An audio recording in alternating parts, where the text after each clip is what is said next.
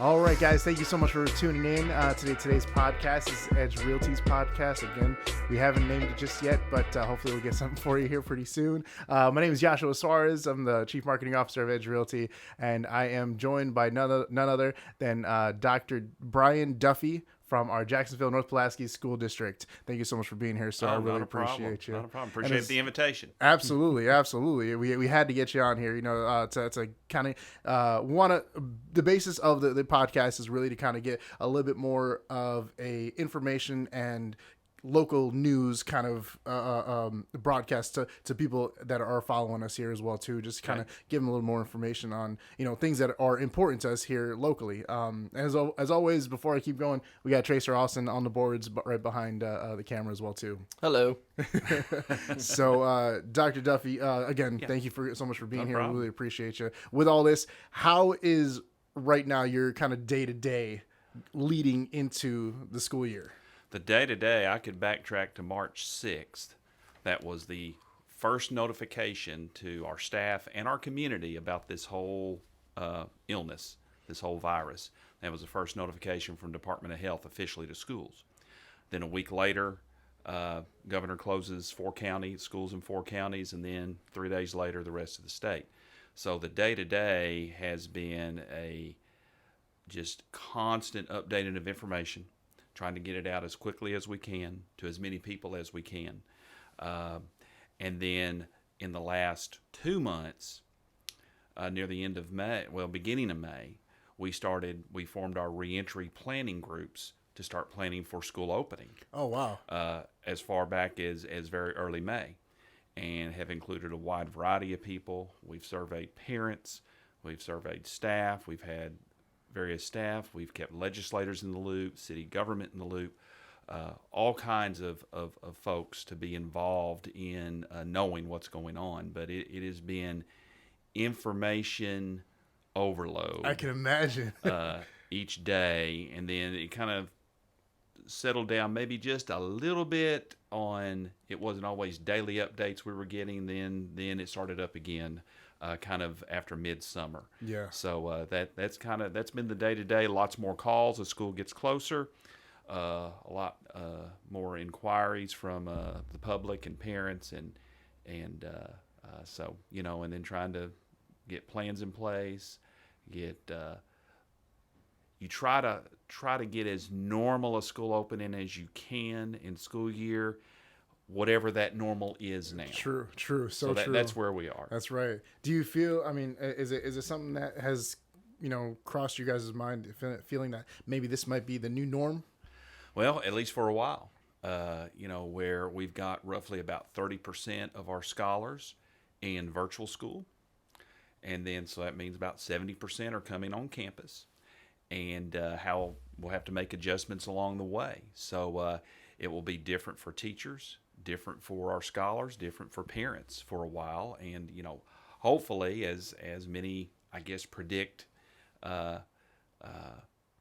in the media or health officials or other physicians in the country, are that within a year, hopefully all this will be solved. Well, I hope so, but yes, this is kind of what's going to be normal for now. Yes, absolutely. Now, to kind of veer off a little bit, I know I gave you a set of questions, and, sure, and I apologize, but it's the questions that kind of just came to me before you got here. But what if any type of effect has this had on all of the big remodeling you guys are trying to do with all the schools by 2024? Is that correct? Sure. That was to get it done by 2026. 2026. That is still proceeding. Okay. Of course, Baldwin Shell had to modify their approach in having how many workers they could have on site, what the subcontractors had to do. So and that's leveled out. That was. They had to reduce the number and have some other protocols in place, and they've got those in place, and now they're managing that very well. Good. So all the construction has been still on go. Of course, a few things, just small punch list items that are left at the high school. So that's pretty much done. Lester, of course, was completed beforehand. The middle school is currently under construction right behind Lowe's. Right. and the elementary school, Jacksonville Elementary, go right next to it. That's going to merge Dupree and Pinewood together. Okay. So those are on full throttle, and then after that, Baumeda and Taylor to be the last two to be replaced. I've had questions about Adkins, and the state does not fund pre-K facilities. That is totally on the local dollar. Okay. So at some point in the future, if we replace Adkins pre-K, then we'd have to do that on our own with no state help. So Right. that's a longer term project out there. Okay. And do you think it's going to be setting anything back? I know you said like they're having to rethink their approach and all that sort of things, but is it going to be pushing it back now? Well, the middle school will be projected substantial completion late July, early August. So that's kind of cutting it close. Yeah.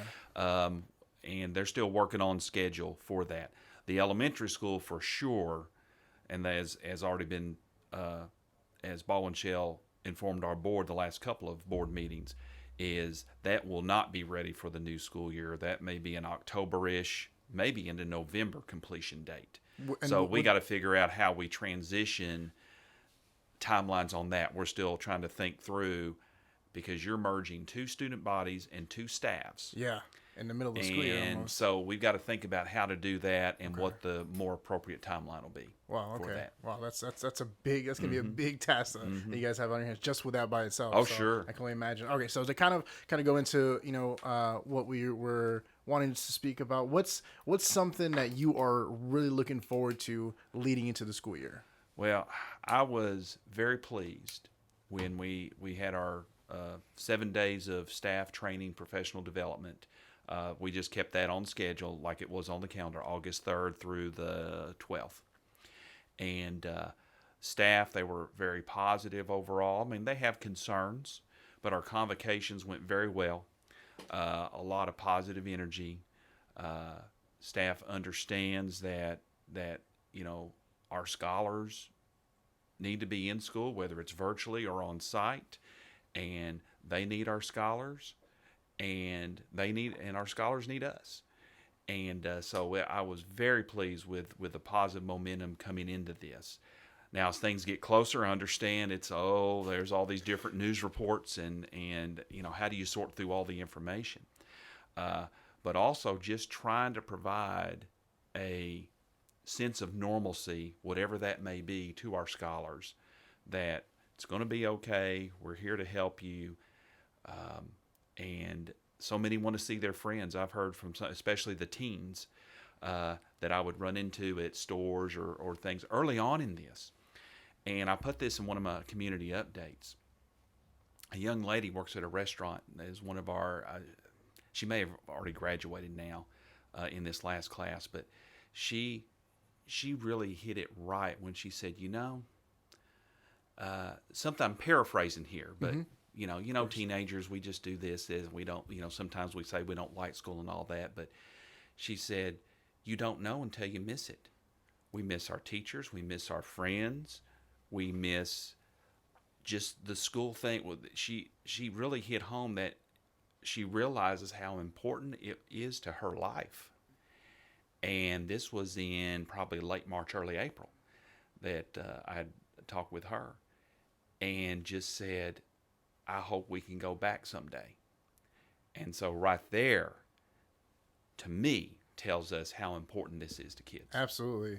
Definitely. I can't agree with you more. I know for myself, I always try to, tell the younger generations, like, hey, take advantage of the fact that you're in high school, and really soak it all in, have as much enjoyment there as possible, make as many connections as possible, learn as much as possible. Right. Because once you get into adulting, that's a whole different era that a lot of people aren't even prepared for. And even in my 30s, I'm still getting used to that.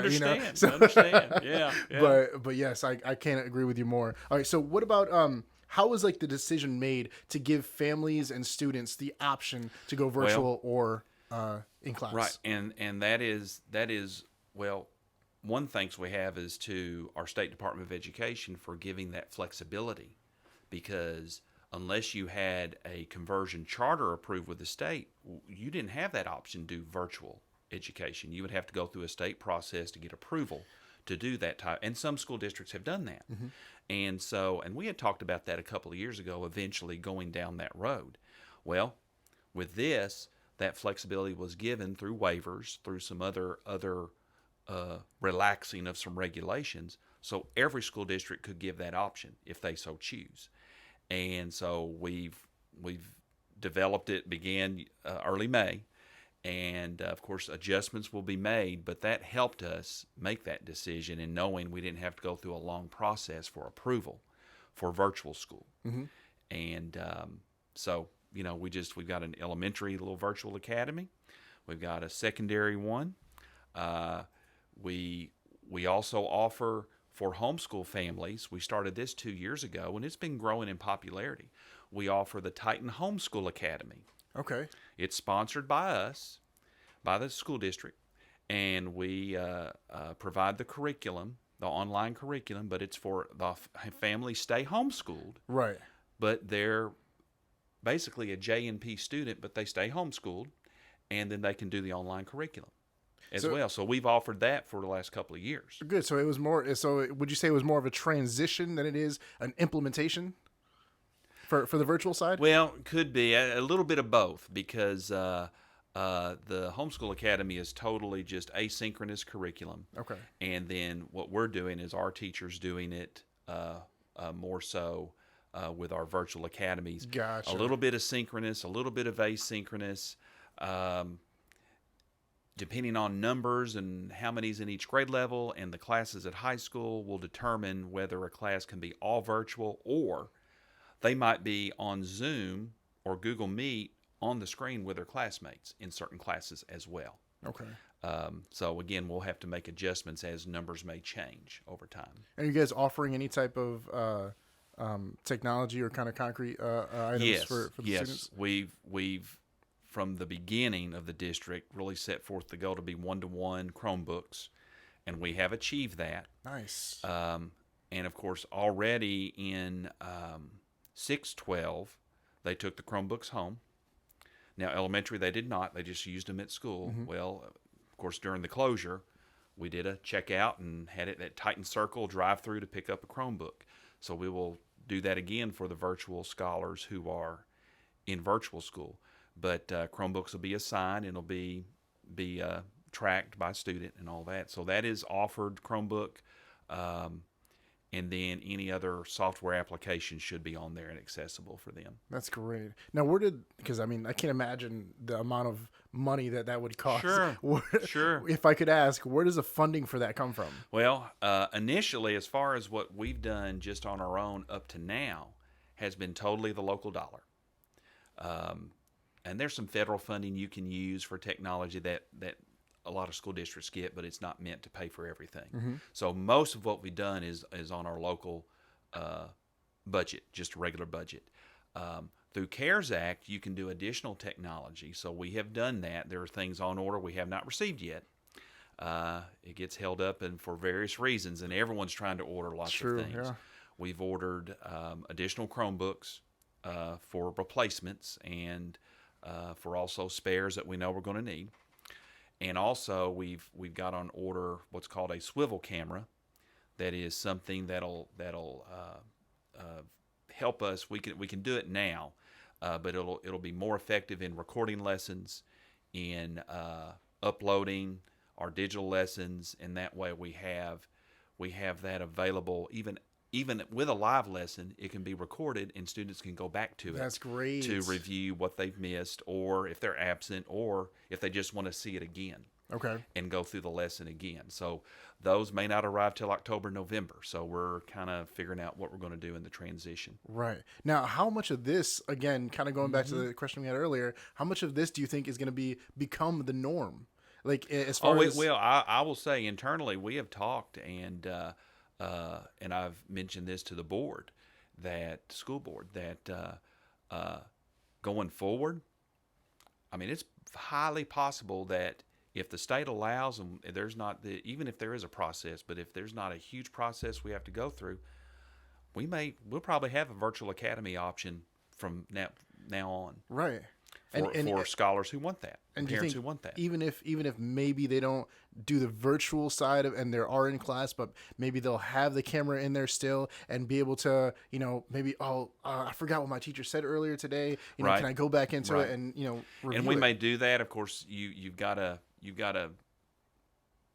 record it in the right way. You got to be mindful of privacy concerns. And, parents that do sign off say, no, I don't want my child's photo out there or anything. So, there'll be certain ways you could record the lessons and still maintain the student's privacy. Gotcha. Understand. That makes a lot of sense. Sense. Okay. So what are some of the protocols that are going to be put in place for the students that are attending in class? Right. Well, there's several. Now, I would point everyone to what we've posted and what we put out there. It's our Titans Return to Learn plan, and it's 3 documents. It's a school playbook, the reentry playbook. Then there's a document, frequently asked questions, and then the last one's a little more detailed on the roadmap to reopening. So we have those series of 3 documents in our Titans Return to Learn plan. So in general, protocols are face mask. We're going to social distance when feasible. Okay. Department of Health realizes that in certain situations, the distancing may not be possible. In a lot of classrooms, it's not going to be possible depending on the number of students who come to school. So they're really focusing on, it's all about the mask. Okay. And if everyone does that, even when the distancing can't be possible, we still mitigate the risk. And then, of course, hand sanitizers out there. We had plenty of dispensers, and of course, everyone's been scrambling for all the supplies the last few months. What has been more available, and we did this, is the sanitizers in bags that go in dispensers. Okay. We had tons of the dispensers to be installed just sitting in our warehouse. And so we got the additional bagged sanitizers. And so our maintenance crews, now have to get the status, we're close, should be close or done, installed all those in the classrooms. Nice. And that way, every classroom is equipped with that, and we have plenty of the bagged sanitizers. Yeah. Because everyone was going for the bottles and the pumps and all that, and that's great, but that was short really quick. Absolutely, yeah. So that's what we've done on the hand sanitizing. Well, that's great. That's great. Other protocols will be staggered dismissals with class changes. Okay. Elementary, the teachers are going to rotate, not the kids. I didn't even think about that. So we'll stagger the lunch shifts. Some lunches you might flip-flop where we've got to do reduced capacity in the cafeteria, just like the restaurants. Mm-hmm. So some lunches might be in classroom one day, then the next day they flip, and then they're in the cafeteria, and the other kids are in their classrooms. Oh, okay. So we may do some type of schedule like that as well. I think secondary, they may be able to handle most in cafeteria and in a couple of other large areas to spread out students over, again, additional lunch shifts that may have to be scheduled. So that's just in a nutshell, just some of the things that we're doing in the schools. On the bus, masks will be required. Social distancing can't happen on a bus. Department of Health realizes that. Initially it was, well, that's what you need to do. Well, then we'd be transporting 14 kids on a bus, 14, 15, and that's just not feasible. Mm-hmm. So basically, as long as everyone's wearing their mask, it'll be okay. All right. According to Department of Health. Okay. So that's what we're doing. So I know you kind of touched on it a little bit earlier as far as how much communications was with you and Arkansas Department of Health. Now, was there any other departments that you had to have really close communications with constantly over and over, other than just the Department of Health? Oh, sure. Department of Education. Okay. That's providing a lot of information to us. I serve on the state task force with the superintendent group, and we're in direct communication, and I'm doing an update later today for our educational cooperative on kind of where we are on various things. And the governor's office as well communicate, but Department of Health, Department of Ed's been the main 2 agencies on the sharing information, getting feedback, Sometimes the feedback, okay, this is going out tomorrow. Give us some feedback. You got a day, so that's fine, but it's been information overload in lots of ways, but it's information we need. Most definitely. And so we're in fairly regular communication with those two departments. We've had Dr. Tumlison and Dr. Dillahay with the Department of Health directly consult with us in Jacksonville on good practices, protocols to use in our reentry plan. That was early on that we had them join us. That's great.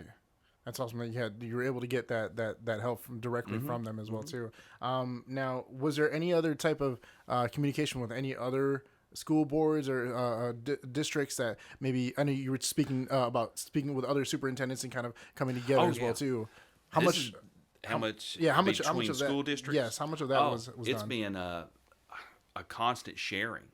There's I know several superintendents across the state, and so it is. I've shared every update, every plan, every document that we've made with all of our neighbors and some other superintendents I know in the northeast part of the state, the western part of the state, southeast part, that we have shared this with, and we're in constant communication. Various ones call me, I call other neighbors. Okay, tell me how you're handling this or how you're handling this, and because I'm on that state group, sometimes if something comes out, then my phone will start blowing up on what's going on here, and so I'll call them back. Okay, here's what I know. That's great. You're the what's go-to going guy. On. But it's been a good relationship to share back and forth, because my premise is we need to share with each other so we don't miss anything. Most definitely. That's where we are. Absolutely. I mean, like you said, it takes a village. Oh, it takes a village. It takes everyone to do when it this. does That's this. right. Absolutely. That's right. Now, what about? I know we spoke about the students and in class. Now, how about transitioning over into extracurricular and sports? What's kind of been the site going forward with that? That's right. Well, of course, everyone is, of course, on news or governor's press conferences about decision on athletics, other activities. So things are moving forward. The directives are very specific and very very restrictive. So I put that out in update number 65, went out yesterday, and I detailed basically verbatim, here's what Department of Health says has to be done, and things with face masks, the distancing, the athletes, what they have to do. Like, for example, volleyball, for a while, they've just been having 3 girls at a time come in to do practice. Wow. Okay. I don't know if yet, maybe they've started some full team drills now with the protocols in place, but for a while they were just bringing in 3 at a time, which was fine. Football and basketball were doing similar things, just a very few at a time. Football there would be maybe 30 come in, but yet they spread them out in groups of 5, 6 or something like that, right, to do those drills. So they're using those protocols, the hand sanitizers, the all those other protocols. As far as for the public, the directives will significantly limit the number of spectators who can attend. Mm-hmm. And I put that in yesterday's update because I wanted to hit home that point, and we'll continue to send out updates. So we're developing now, and our plan on what's the number, and we will pre-sale tickets. Okay. We're going to have to. And Department of Health endorses, we Makes want sense. you to do online ticket sales as much as possible. So we're in the process of developing that. And I can tell you, even though it says 66% capacity in the directives for restaurants and all that, 66%, it's not really 66% when you do the 6-foot distancing and the 12-foot distancing that's required. So actually, the true capacity is closer to maybe 30 to 40% of the 66%. Oh, okay. All right. That's really the capacity. For example, our graduation ceremonies we held August 1st. We did 3 sessions, and not everybody came, which we knew that would happen. And so we thought, okay, three sessions of 80 graduates. Our biggest session had 55. So we determined, based on a 2,200 seat arena, each graduate got 7 tickets. So that meant in 2,200 seats, 560 could come. That gives you an idea Right. of how much we have to reduce capacity. Wow. If we tried to hold that graduation ceremony in our stadium with all the graduates, they would get about 2 or 3 people who could come. So it almost kind of made it better in a way. It made it better because they could have more people come. That's right. That's why we changed to the arena. Gotcha. Because then in the heat and all that, we're not going to do these all-day ceremonies. Yeah, I can imagine for folks. But so we're developing those numbers now, and I think the athletic conference athletic directors are meeting Thursday to come up with a common way that at least in our conference we're going to handle it consistently. Yeah. So it's not all these different processes at different schools. Most definitely. Now, has there been any talk about maybe even streaming them or televising them? There has. You know, we've been using YouTube Live lately for a few things, and so I think there's an option with Mascot Media and other companies like that. Yeah. We've worked with them a while on tickets and other things anyway, that there's that option for online streaming. That's great. Of games as well. At least it gives them another Gives option. an option. Gives another option. That's great. What is all right? So I'll ask you this now, and from not even just being a superintendent, but as a member of the community, what can we do as community members, as families, as parents, to help with this entire transition?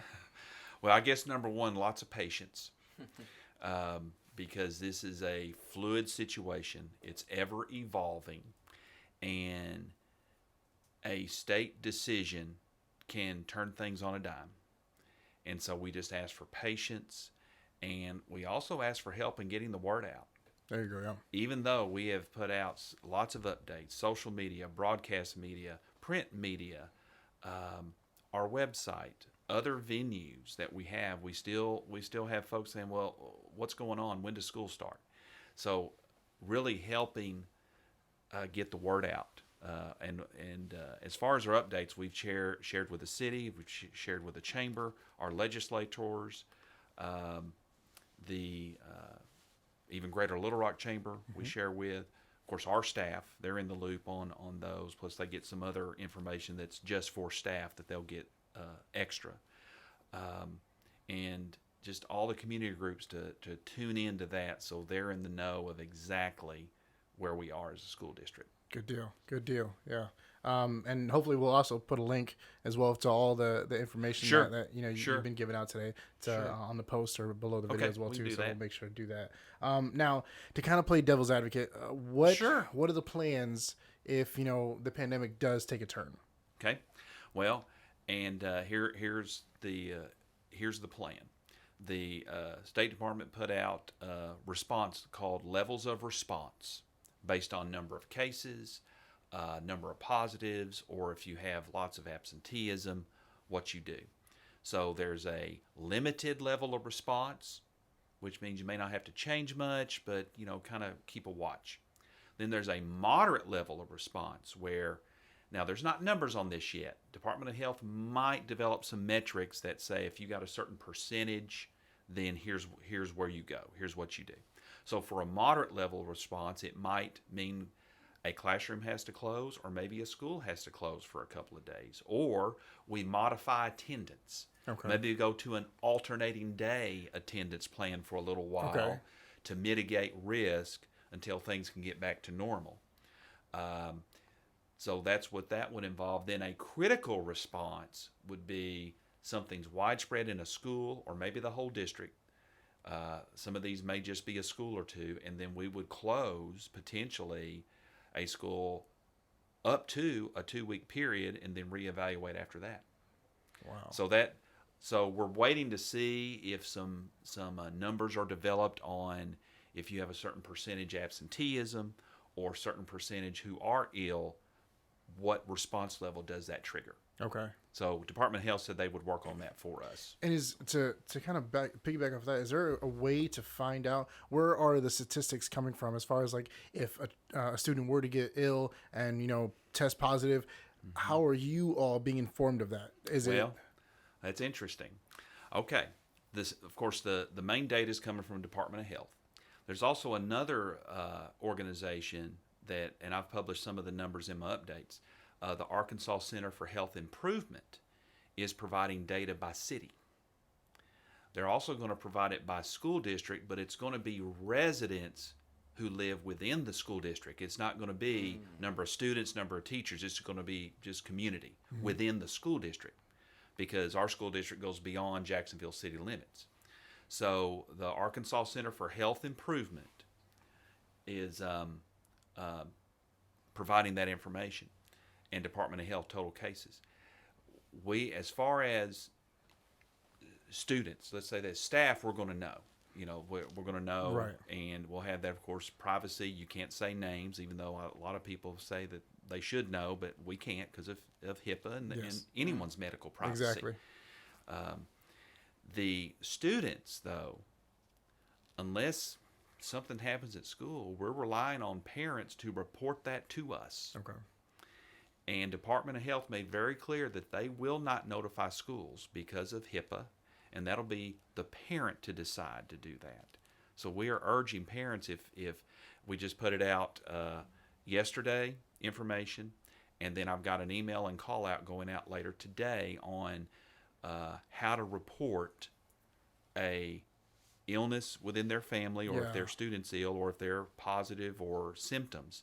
We have a point of contact that'll be the only staff member in our district to contact Department of Health. That way it's just one, we're not having all these different calls. Right. So there's information that has been put out on how to report cases. And so we urge parents to report that. We will require medical documentation before returning to school so that the doctor has cleared the scholar to come back to school. Okay. Well, let's see that's something I didn't even think about as well too. And that's, again, will kind of tie into what we can do to help as well too, which is to communicate with you all if those type of cases do arise. Right. Obviously to mitigate any more of the spread of the virus, of course. Well, is there anything else that you would like to kind of inform the public of, maybe more information, where to get the information? Actually, yeah, let's do it. Where can they actually get all the information, all this information that you're providing to us? All this, well, I'll go through our website, jnpsd.org, has everything that's been posted since March 6th. Okay? Everything.